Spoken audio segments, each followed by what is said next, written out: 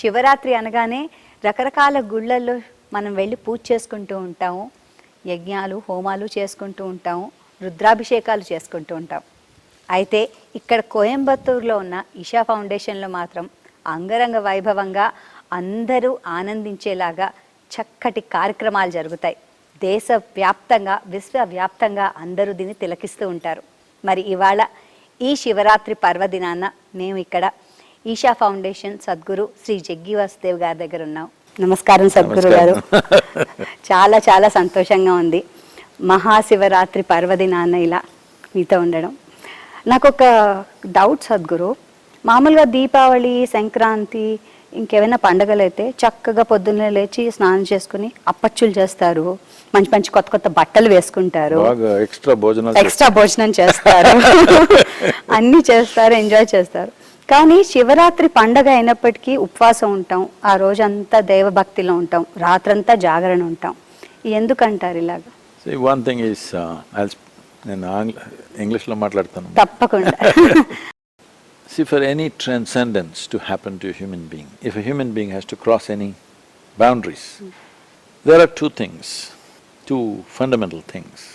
Everything comes after that. Two things which are absolutely compulsive and which determines your survival process.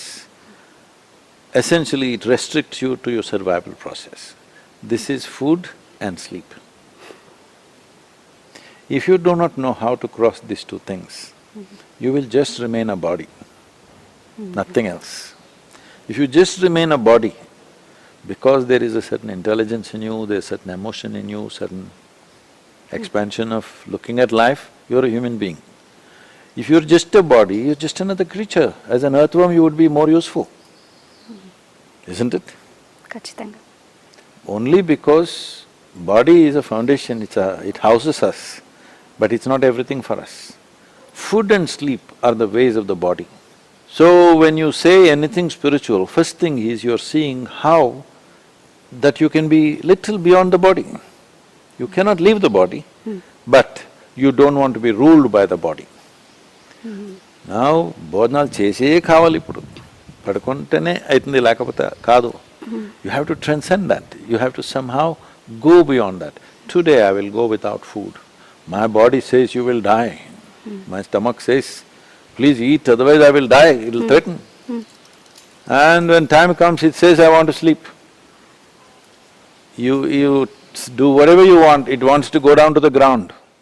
Going down to the ground in many ways is death. If you're sleeping 8 hours a day, as doctors are suggesting these days, if you sleep 8 hours a day in 24 hours, you're sleeping 1/3 of your life off. First 10-12 years went in growing and, childhood. Another 1/3 went in sleeping. Another 10-15% goes in brushing your teeth, having bath, eating this. When are you going to live? So human life is very precious. There is so much one can do. Do not just in terms of work and activity. There's so much you can do within yourself, because this is an endless possibility. Because you are made just like the universe. It's not different, same design, smaller, smaller model you are, but you are made just like the creation. If you are willing to explore this, you know the entire creation. This is the process. So Mahashivratri is not a religious festival as people think. It is related to planetary positions. Let's say it has an astronomical base. So it is relevant to every human being, because on that day, on this planet, there is certain forces functioning. We want to make use of that. To make use of that 24 hours you must stay awake. And to stay awake, one important thing is your stomach is empty. If it's full, it'll go down. So, and also your intelligence works at its best. The purificatory system in the body works at its best when stomach is empty. So keeping the stomach empty and staying alert, staying awake, is not just about staying awake, it is a way of awakening yourself. So when you say Shiva, we must first understand, see, this is a country where there is no idea of God. God is an imported idea for us. The people who lived in our land people who walked this geography at one time, they lived in such a magnificent way, we looked at them worshipfully, because people are living like that.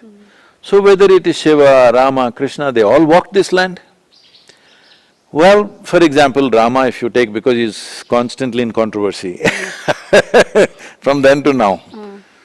See, his life is not a symbol of success. Serial disasters. He's a 19-year-old boy, he gets coronated as a king. Within a couple of years, then he has to go to the forest with his young wife. She's not an Adivasi woman, she doesn't know how to be in the forest, she's a princess, takes her there, not easy to live there. Then she gets kidnapped, then he goes there, fights a war, burns down a whole beautiful city, not things that he want to do, but forced to do, all right? అవునండి. And then he brings her back, then some local politics, then he again sends her to forest when she's pregnant. For a king, having a son is very important.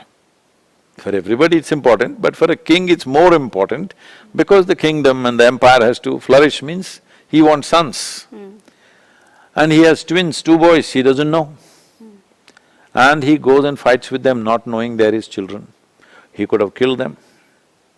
Fortunately, the boys were competent and didn't get killed. But if you knowingly or unknowingly kill your own children, isn't it the most horrible thing you can ever do? Satyam. There can't be anything worse, that you kill your own children. అవునండి. But he almost did it. And they never saw Sita's face again, she died in the jungle. We can eulogize whichever way we want, but it's a serial disaster. But in all that, he remained without anger, without hatred, without getting this thing. What he needs to do, he will do. If he has to kill, he will kill. If he has to wage a war, he will wage a war. But there is no these things happening. Because he is free from all these compulsions, we worship him, because in this culture we only worship liberation and freedom, because our only value is mukti. True. Not God, not heaven, our value is mukti. So in the direction of that liberation, Mahashivratri is an important step. Nature is providing us a certain support. On that night, there is a natural upsurge of energy, particularly in the northern hemisphere of the planet. So when the upsurge is there, if you lie down, you could… one thing is you will not benefit, you could also cause some damage to yourself. Damage means people think your heart should fail, your liver should fail, not that kind of damage. Damage is loss of possibility is a damage, isn't it? True. Nothing bad happened to you, but nothing happened to you. Is that a horrible life? Yes. Yes. ఖచ్చితంగా. You miss the opportunity. That itself is a damage, isn't it? అవునండి. So in that sense, there is a damage to your life. What could have been possible, you did not make it possible because you never explored it. When the energy is rushing up, you must sit up.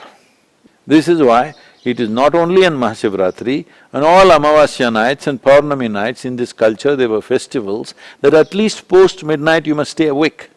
On Mahashivratri, full night. So here at Isha, from evening 6 to morning 6, full-on festival. Millions of people from around the world watching on the web and on the television. 200. Which is fantastic because in 21st century, it's so many people are hungry to know something, to experience something more than where they are. It is just that it's not been offered properly. Young people are not against spirituality. They're against the way it is offered. You're not offering it the way it is suitable for their life. You're telling if you have to be spiritual, you go here, sit in the cave, do this, do that. It's not going to work. Anyway, there are not enough caves. Shivaratri ఇక్కడ చేసే విధానం ఏంటంటే సామూహికంగా అందరినీ తీసుకొచ్చి ఒకే చోట చేయడం అనేది చాలా మంచి వైబ్రేషన్స్ ఫెస్టివల్ అంటే సమూహం లేక ఎలాంటి ఫెస్టివల్ చేస్తారమ్మా కదా. అది ఇక్కడే కాకుండా మీరు వెబ్ లో కూడా చేయడంతో మేము ఇంట్లో కూర్చుని కూడా అంతే ఆనందాన్ని అంతే తృప్తిని ఈ తూరి మీరు ఇంట్లో కూర్చుని కూడదు, ఇక్కడికి రా, ఇక్కడ వచ్చి ఫుల్ నైట్ ఉండాలా మీరు. ఖచ్చితంగా. Daivagna.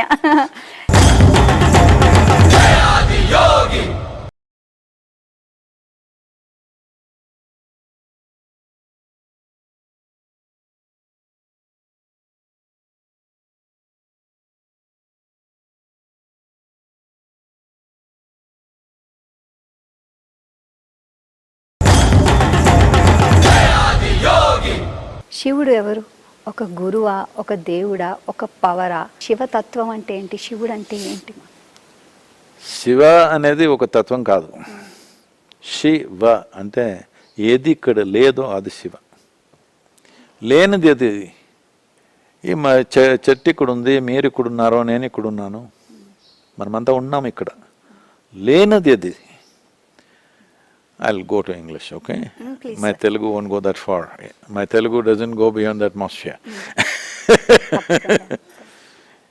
See, what is that which is not is Shiva. Shiva means that which is not. What is very minuscule. Today, according to modern science, within the atom, over 99% is empty space. Only less than 1% is substance. Similar proportion in the whole cosmos also. Over 99% is empty space. All the stars and planets, everything you see is about 1%. So what is not there, that which is not, it's in that lap only what is there happens. Whatever is there right now, you are here, I am here. I will die one day, you will die after 100 years. After me. I'm blessing you, come on. Mahaprasad. You are a young woman, you will die much later, but you will die. Yeah. And everybody who sits here dies. This planet will die, this solar system will die. Maybe in terms of time, in our mind, we think 100 years is lot of time. In that sense of time, planet may be eternal, but planet is not eternal. The sun itself is burning itself out. Can he burn forever? No, he will burn out someday. Maybe it's 1 billion years away or 1 trillion years away, I don't know the numbers. But it will burn, in the very nature of things it will burn. So everything that which is there as physical will end somewhere. It's come with an expiry date, that's all I'm saying. But that which is not is always there. And that is the basis of everything that is there. Today science is also recognizes this, that everything comes from nothing and goes back to nothing. So we said everything comes from Shiva and everything goes back to Shiva. That means that which is not. But now how did it become a person? Because we are a dialectical culture, we look at life from your experience, not from your accumulations. Only today in Hyderabad, maybe they may look at what you have. What is your wealth? How much is your money? What have you got? This they are beginning to look today. Otherwise in this culture, we only looked at is what is the depth of your experience. This is why this culture's history is marked with sages and saints and yogis and seers and mystics, not of kings and rich people of the time. Our culture is marked by this, because we valued the depth and profoundness of human experience more than anything, because that is all every human being is looking for. It is just that it looks like they're all looking for something else. See, somebody wants more wealth. Why? Because they think if they have more wealth, they experience more life. Somebody wants to sit and drink alcohol. Why? Because he thinks he can experience something more. Somebody wants to take a drug. Why? Because he thinks he can experience something more. Somebody wants to go to a temple. Why? Because he or she thinks they can experience something more, isn't it? Human longing to experience something more is the fundamental thing which drives everything in the world. So we recognized that and we realized human experience is all happening within us. Whether joy or misery, pain or pleasure, agony or ecstasy, everything is happening within you, isn't it? Nothing ever happened here for you. Even what you're seeing right now is all the way it is reflected in your mind, you're not seeing it the way it is. If there is a grasshopper sitting here, it is seeing the world very differently, isn't it? Absolutely. So, human experience is from within. If you want to enhance human experience, you don't have to go around the world, you don't have to own the world. You can sit here and the entire cosmos can be yours. So, it is from this basis we see there is an inner way for this. So, over 15,000 years ago, Shiva, who was the first yogi, that's why we call him the Adiyogi, the first yogi. So, Shiva, wherever, even in a calendar picture, he is sitting like a yogi, isn't it? True. 100%. It is just that we've forgotten.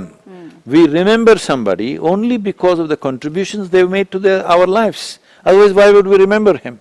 So many other people would have lived in this 15,000 years, we don't remember them. We remember that one man, why? Because of his contribution. What is his contribution? His contribution is more relevant now than ever before in the history of humanity, because he is the only one at that time, and since then also you can't say anybody has gone that profoundly. He is somebody who gave methods for human transformation, not scriptures, not teachings, not philosophies, not belief systems, not ideologies, methods, technologies for well-being. 112 ways he unfolded. He said, within this human system, there are 112 possibilities. Because everything that you experience right now, you see me because your eyes are working. You hear me because your ears are working. Everything is happening only the way the human system is functioning, isn't it? True. If these two don't work, you don't know what I'm saying, all right? Everything in your whole life, yourself, your family, your children, your this, your that, your television, everything you know only as your body tells you, isn't it? Otherwise you don't know anything. If you become unconscious, if you fall asleep, you don't know what's happening. Simply world is absent. World disappeared, isn't it, in sleep? So, because we understood this, he said there are 112 ways within this body. There are only 112 ways. But if you go beyond the body, he said, as many ways as there are atoms in the existence. Because most people are in the body, 112 ways. It is to honor that we put up 112 feet tall statue of Adiyogi. Adiyogi is relevant to these times only. All these years, people did not have the intellect to approach their subjective well-being technologically or scientifically. They can only do it by believing. They could only do it by being worshipful. So they worshipped Shiva. They just believed in him. They did not practice what he taught. You can come, many thousands and thousands of people are coming every day here as guests, taking selfies in front of Adiyogi and going. But a few people are picking up the methods and going. When they go home and use those methods, their lives will transform. Others will have a selfie to show. Maybe it's an inspiration for them, it's fine, but I'm saying transformation happens because you do something about yourself. So he gave 112 ways. Never in this 15,000 years there was a generation which could think for itself. In any village means there would be one person who thinks for everybody, especially women, I'm telling you. See, just 100, 200 years ago in most parts of the world, not so much in India actually. In India, women could think for themselves. In most parts of the world, women were not allowed to think for themselves. Even if they said the right thing, the moment they see that they are thinking for themselves, they would be beaten, burnt alive. What are all these 6.5 million women who are burnt as witches? They thought for themselves, they asked questions, that's it. Because women are not supposed to think for themselves. So in this 21st century, straight away, 50% of the population has come into the thinking block. I'm saying that's never happened before. So now people can think for themselves, we can always debate, are they thinking right, thinking wrong, it doesn't matter whether thinking right or wrong, they're thinking for themselves. See, the moment you think, the nature of thought is such, it has to progress step by step. You can't think, I'm a tree and run around, because if you're a tree, you must stand here, right? You must grow fruits. So, you cannot think absolutely illogically. If two people are talking, I may think you're illogical, but in your mind, whatever you're saying sounds perfectly logical, that's why you're saying it, isn't it? Because this is the nature of thought, it is progressive, it goes in a cycle of step by step. You can't simply go here, here, here. That means people think you've lost your mind, isn't it? So essentially, thought is a certain science or a certain technology by itself, because it goes from one process to another process to another. This is the first time a huge population is thinking for themselves. So this is the first generation that is really open to Adiyogi. Because till now, anything within themselves means they looked up. They never thought they could handle it themselves. If they want to be happy, they will call God. If they want to be peaceful, they will call God. If they want to be well, they'll call God. If they want to see well, they'll call God. isn't it? Ante. This is the first time you understand that you can bring well-being around you with technology. Everything around you, anything means you want to find scientific solutions. Why are you ignoring this? This also is… already this is the highest form of technology, isn't it? Gotcha. Human body, Gotcha. human mechanism is the highest form of technology on this planet. But you are operating it like it's some kind of a sack. It's not a potato sack, it is the highest form of technology. So, Adiyogi, Shiva, does not belong to the past. He is the phenomena of the future, yet to manifest, beginning to manifest. Now, till now we have only admired him. He doesn't see… it is said in the tradition, you praising him doesn't work, you giving him putting jewels on him, gold on him, money on him doesn't work. Even if you give him a leaf, it's okay, but you must be focused towards what he is.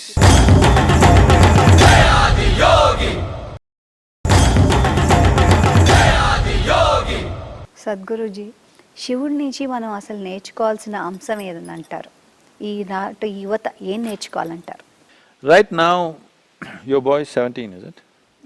No, 16. 16. 16-year-old boy is capable of this. There's a pretty girl in the neighborhood. Your boy, little emotionally gone. Now, does he have to concentrate on her? No. No, she'll rule him in the mind, isn't it? Yeah, Awake or asleep, only she's there. very much possible. Yes, I'm saying, I'm not saying your boy, I'm saying anybody. Yes, sir. So, once you're emotionally hooked, you don't have to concentrate. Your mind is just there, isn't it? Gotcha. So that is what bhakti is. If you have bhakti for Shiva, your mind you don't have to concentrate, only Shiva rules your mind. Only that you will live in him all the time. So that is the beauty about bhakti. Bhakti is not an end by itself. Bhakti is a fantastic means, because modern education and modern civilizations have not understood the power of emotion. They think intellect is superior to emotion. No, because you don't know how to use your emotion. Your emotions are of anger, hatred, jealousy, resentment, depression, these are all your emotions. You don't know the emotion of joy, love, ecstasy, these are also emotions. And even today, doesn't matter how intellectual you think you are, even today emotion is ruling the world, isn't it? ఖచ్చితంగా. It is just that you don't have the right emotions, that's the problem.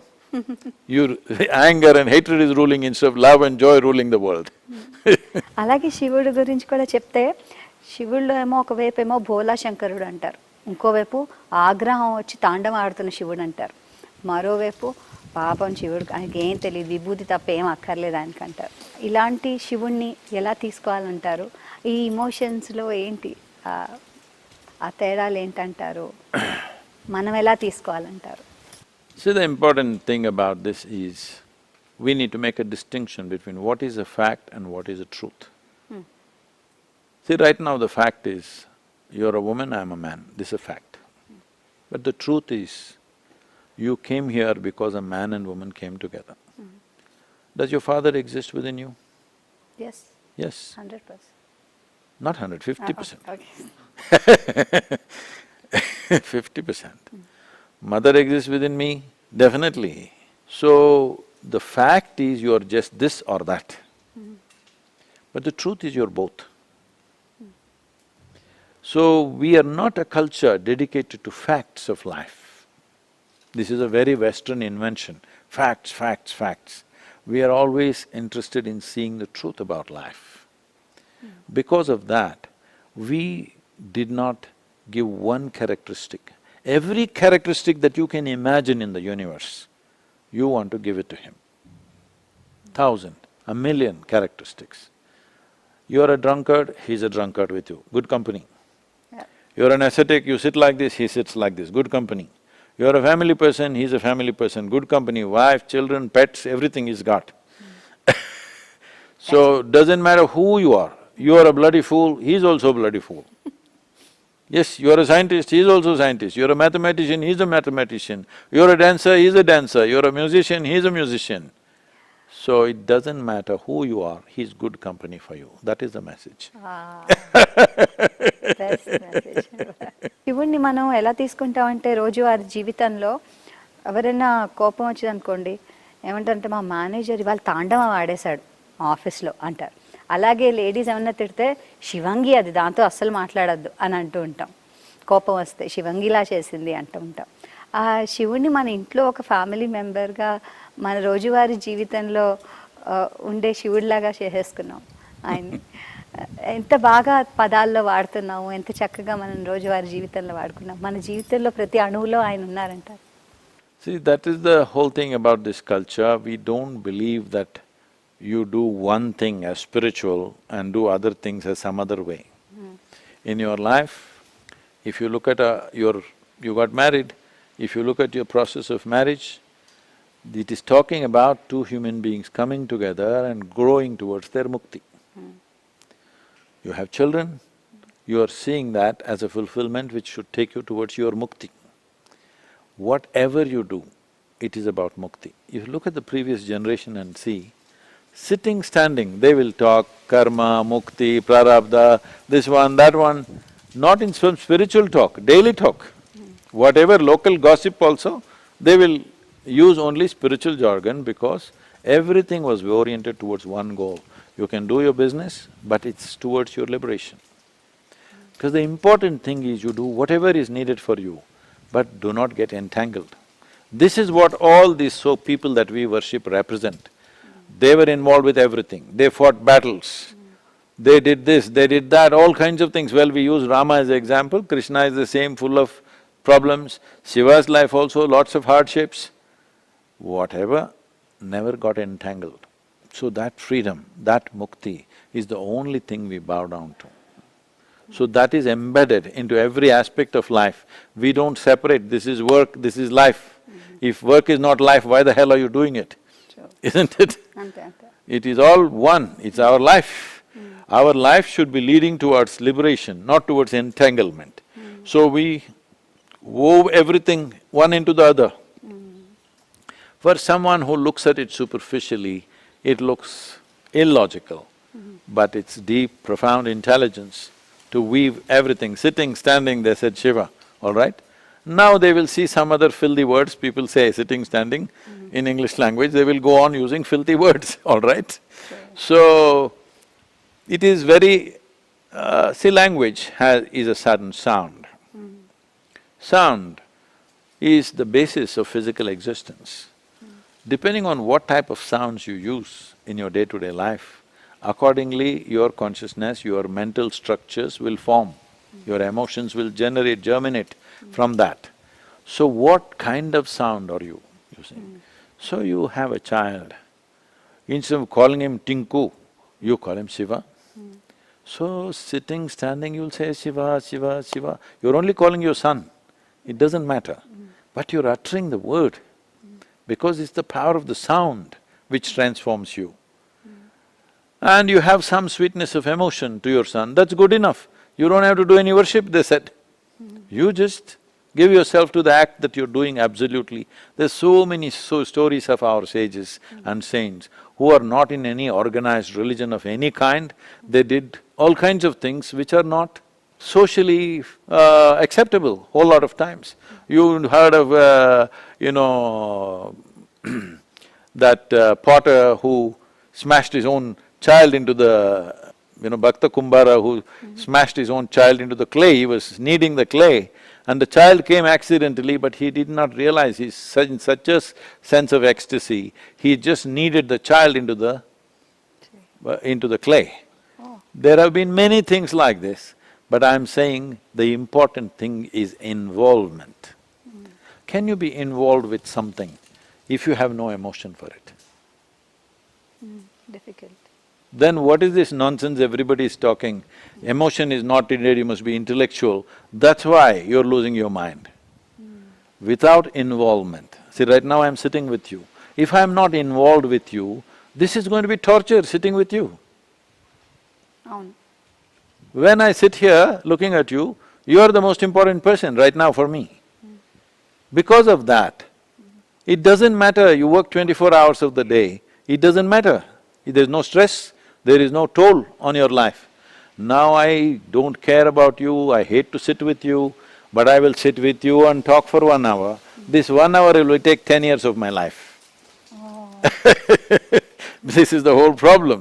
Without engagement, without involvement, without putting themselves into it, they are doing things because it'll get them something else. Everything is sold, everything is a transaction. Mind has become a marketplace. So if I do something, what will I get? There's nothing to get. You'll die one day, what else will you get? మనస వాచ కర్మణ ఒక పని చేయాలంట. మనసుతో, వాచంతో, కర్మతో. See, I'm saying you don't have to think of it like a principle.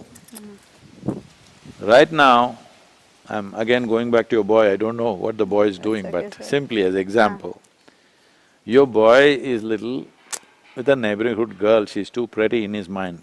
She may not be pretty factually, we don't know what she is. In his mind, she's super pretty.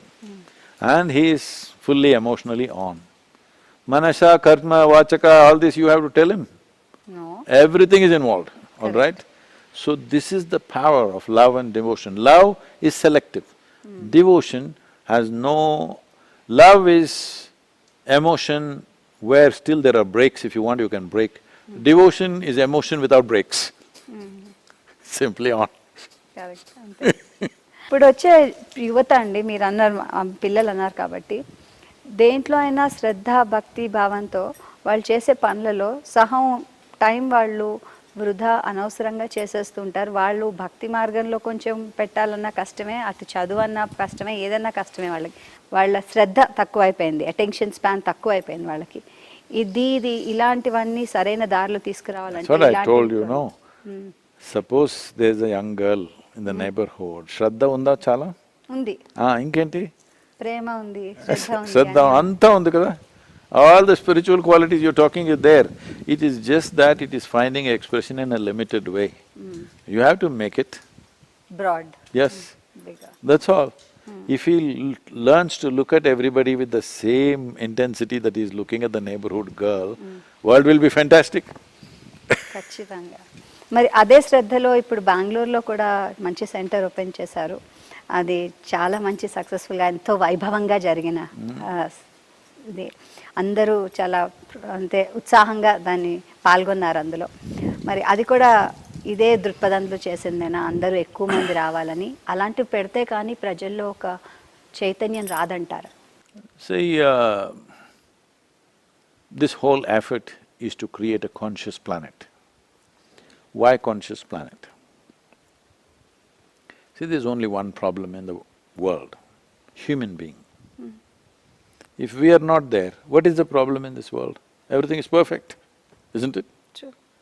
But why? We are the peak of evolution. We are the highest level of intelligence. We are the highest level of competence. We are the most empowered creatures on this planet. But why have we become such a problem? Because for this level of intelligence and competence, you are supposed to function consciously. Right now you're still functioning unconsciously, not only unconsciously, compulsively. This level of intelligence, if it functions compulsively, it's disaster. If you are an earthworm, compulsively you do something, it's okay. For his capability, everything will work out well. For this level of capability, if you work compulsively, you will destroy everything. Everything that's happening in the world is just this. It's human intelligence which is causing misery, isn't it? అవును. If people had half the brain that they have, they would all be peaceful. So when did intelligence become a problem? That reminds me, you mustn't… probably you know her personally, I don't know. A lady in Hyderabad about 2 years ago, 2.5 years ago, she was some kind of a television anchor and she committed suicide. She jumped off third floor of her building and she left a note, "My brain is my enemy. Nobody is responsible for my death, my brain is my enemy." This brain, to manufacture this brain, it took millions of years of research and development. This research and development, unfortunately, we're dismissing it off with one word, evolution. Evolution is not a simple task. It is millions of years of research and development to get you to this place and this level of brain. And now this brain is your enemy, look at this. So that's why I said a simple thing. You have a technology and you don't even bother to read the user's manual. So it's a mess. So this is why conscious planet is needed. So to create a conscious planet, I'm not a real estate person. My real estate is in the minds and hearts of people. But we are seeing a gross lack of any kind of infrastructure for people to go and make use of. Here every day over 100,000 people are coming on a daily basis now. In Bangalore city, nothing has happened, just one Naga shrine and one Adiyogi. Every day 35 to 40,000 people are coming, there's no infrastructure, only temporary bathrooms also, nothing else. Already 35 to 40,000 people are coming in Bangalore city. That much urge is there, but where to go? Our temples, ashrams used to be that place to go. But unfortunately, we've not kept them that way. Not all of them, some of them are still wonderful, but there is not enough for the population. Anyway, the temples that you built, most of the temples are ancient temples in the country. You built these temples when your population was hardly 200 million or even less. Today you have 1.4 billion. Have you multiplied those temples? No. So today will temples solve everybody's requirement? No. Your children may not want to go to the temple and sit there and do puja after puja. They may not want, they want a more conducive place. They want to be in a place where they can understand what's happening because you send them to school. The education is logical.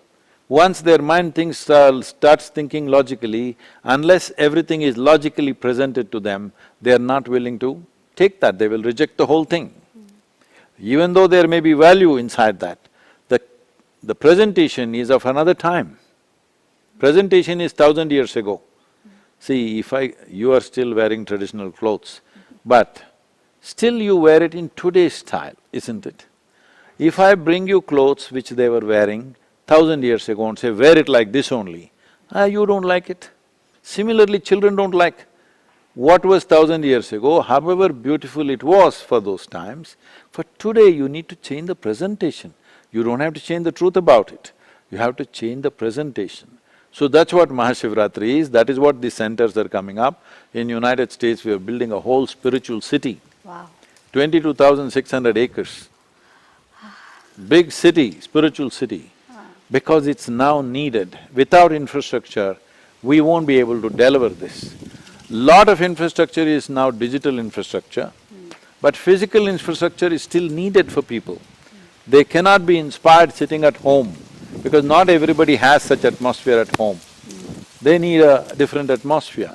So in this effort, we are creating some centers. But essentially, my real estate is in the minds and hearts of people. So nice so nice. ఈ శివరాత్రి అప్పుడు కూడా చాలా మంది ఇక్కడికి వచ్చి perform చేయబోతున్నారు. Arts and కల్చర్కి మీరు ఎప్పుడు ప్రధాన అడుగు వేశారు, ప్రధాన పాత్ర వేశారు. ఎంతో మందిని మాకు మీ ఈషా యోగా సెంటర్ ద్వారా on the day of Shivaratri చూపించారు. మేము అదే తన్మయత్వంలో ఉంటూ ఈ శివరాత్రి కూడా అలాగే జరుపుకోవాలి. మీరు టెలివిజన్లో చూడకూడదండి, ఇక్కడ రావాలి, తప్పకుండా వస్తాం. మీ పిల్లల్ని తీసుకొని రండి, తప్పకుండా వస్తాం. Thank you so much.